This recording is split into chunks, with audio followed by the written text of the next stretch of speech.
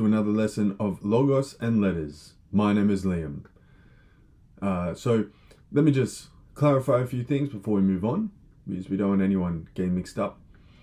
So we have two types of numbers, diarismenon and synekes. Quantities of quantities. We have diarismenon and synekes. So we have discrete quantities and continuous quantities. And of discrete quantities, we have arithmos and logos. We have number and speech. Discrete quantities have the distinctive feature of sharing no common place where they meet up. All right, so where is that phrase written? Udis esti koinos horos. So it's parts, whether conceptual or whatnot, intellectual, whatever you want to say, like of 10, 5 and 5 have no place where they meet up. All right, but for continuous quantities, they do have a place that meets up, where the parts meet up. And continuous, and we looked at here before with this surface and other surfaces. Where's that lady with the marble stuff here? Right, these surfaces, they have boundaries in the sense of the circumference. Okay, that's kind of obvious. You can measure these with a ruler and whatnot. Okay, that's clear. But what we need to really point out is on these continuous quantities, these surfaces, there's no clear point where it begins and ends inside it. All right, maybe I should have said that before, inside it, but maybe some people just understood that anyway. There's no clear point where it begins and ends inside the body. It's infinitely divisible. Whereas other things are not infinitely divisible. Okay, so that's a point to make, a very important point actually, now that I'm saying it out loud, and that's a unique characteristic that they all share, these continuous quantities, that they're infinitely divisible. Take a line, for example. If you got a meter ruler, and drew a line across this, right? Maybe it goes from her shoulder. Actually, that'd probably be too long. Let's say it's this. A meter is this, right? And you drew a line there. Now it's bounded on each side by a measurable amount, but inside it's infinitely divisible. This line here is infinitely divisible. Okay, but like I said, it does have parts where points where the parts meet up, and that would be a point. Okay, that's a point on a line, is where the line meets up, and it has infinite amount of them.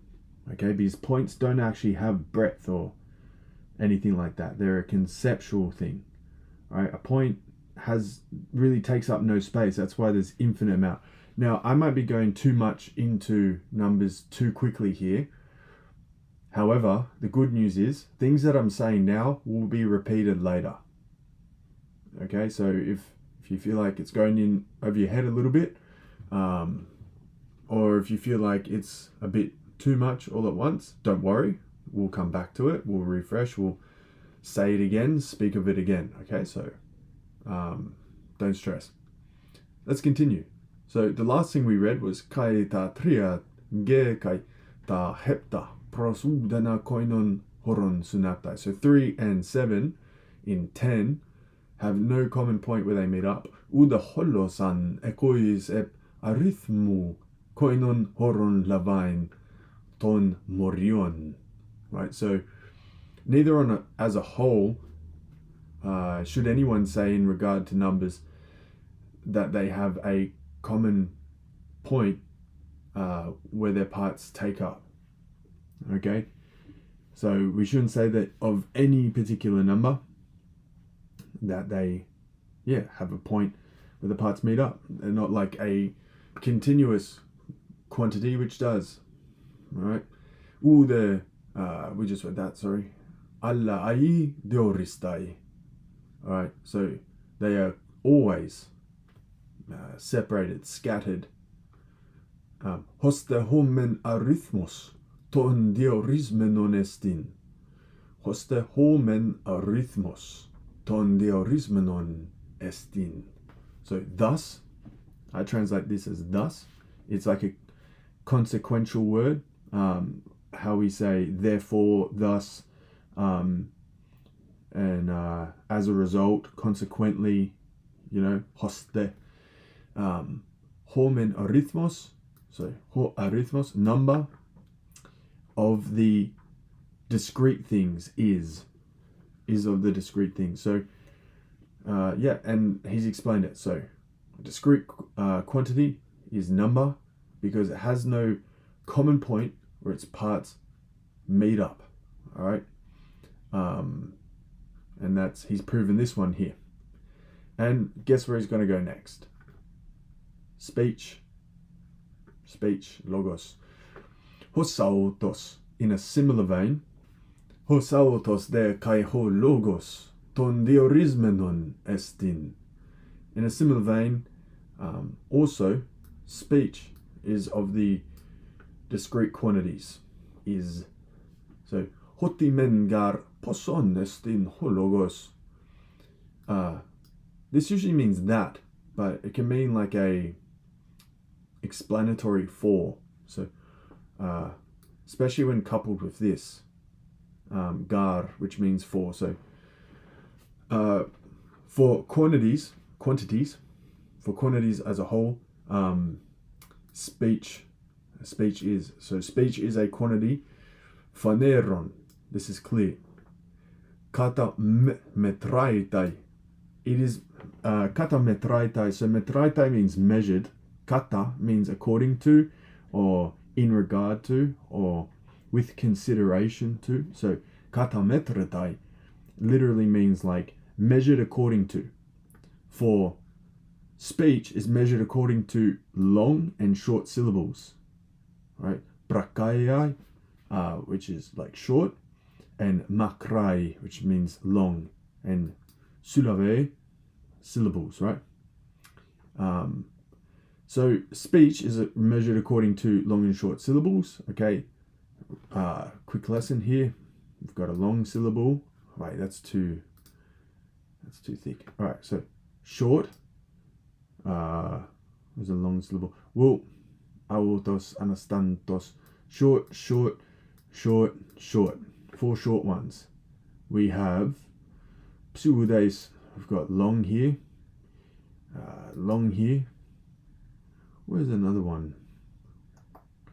Long. Bion. Dektikon. Short. So you can see that. We measure it according to that. Anyone who studies poetry or has studied poetry will know this. The poems are sort of divided into different groups according to how it uses these quantities of vowels. We've got dactylic and iambic and hexa, you name it. They've got the strangest names, but cool names. I've got to admit, they're very, very cool names. If you study poetry, can you list some of them? I don't study poetry. I just come across fun facts now and then, if you know what I mean. Can you list some of them in the comment section? Because people need to see how cool the names are for the different types of poems, the measurements of poems especially. Lego dao ton meta phones logon gignomenon. So look, he's even clarifying a point that some people might be wondering about. I speak now of ton meta with phones, with voice, logon, speech, ton logon, the speech with voice, gignomenon, coming about. So I speak now of speech coming about with voice, or spoken speech, right? So as someone speaks, is measured according to, or sings, of course, singing applies to this, and poetry is sometimes sung. That is measured by long and short syllables. This lady might be a singer, and she would be aware of her long and short syllables and how that plays out in music. If she had sheet music, if she was writing sheet music right now, she would be thinking of her song and her lyrics and the long and short syllables and all those sorts of things. Probably, I don't know, for sure anyway. King David would certainly be aware of long and short syllables, especially the marking of vowels, the cantillations. Actually, no, he wouldn't have done that. He wouldn't have done that. That was later by the Masoretes or something. So, but he would be aware in his language which syllables are long and short. So, yeah, that's how it's measured. That's how spoken speech is measured, according to long and short syllables. Pros udenna gar koinon horon autu ta moria synaptai. So this is quite familiar now. In regards to this, there is no common point of theirs where the parts ta moria meet up or have met up. So as I'm speaking right now, one syllable comes and goes as the next syllable comes and goes, and the next syllable comes and goes. You know what I mean? So you can listen to it now. Listen to the different sounds come and go. Thermu genomenon metabalen. Thermu ek thermu genomenon metabalen. They come and go, right? Like the blink of an eye. One moment cedes to another, and just as quickly as it comes, it goes. Okay? Story of our lives, no? So I might leave it there for now. Actually, no, we can do one more. Ho uga resti koinos horos pros hon hai sulubai synaptusin. Right? So that's a good place to end. And he's just saying synaptusin is like synaptai. Hoga resti koinos, uga resti koinos. For there is no common point in regard to being, or that which they are. Hai syllabai, the syllables meet up. Alright? And why don't they meet up? Well, the best explanation is that they don't hold physical space, and that they're in duration like a moment. So if something just lasts a moment, something holds no physical space or position, how could we ever say that they meet up at a point? And thus he has explained why number and speech are discrete quantities. Okay, so and it's all to do with place where they meet up, place where the parts meet up. Okay. Actually the sentence finishes there. But Allah al-hakaste diorista aute kathauten in regard to the other. So each of the parts ta moria, right? Where is that ta moria? Each of the parts are dispersed, separate. Okay, so yeah, we'll leave that there. So he's proven these 2 points, and we're constantly refreshing and clarifying our understanding of the different types of quantities. Quantities to the poson, and of course quantities were if we go to chapter 4 here, quantities were the next one after substance, and then we'll go to qualities, and then we'll go to relation, then we'll go to where, and then we'll go to when. Okay, so he's treating them one by one. And what's he doing? We mentioned this, I think, last lesson or the lesson before. He's looking for what's unique of each of them. That's what he's getting to. But he's like an investigator, a forensic investigator of the 10 categories, and he's looking for what's unique. Why is he looking for what's unique about each of them? Because that's the proof that it actually is a unique thing and it exists, right? It's quite a clever way to go about it. Bravo, sir. So we'll leave it there on that note. Hope you've enjoyed this lesson. My name is Liam, and as always, si semper fortis in opere tuo. I'll see you next time.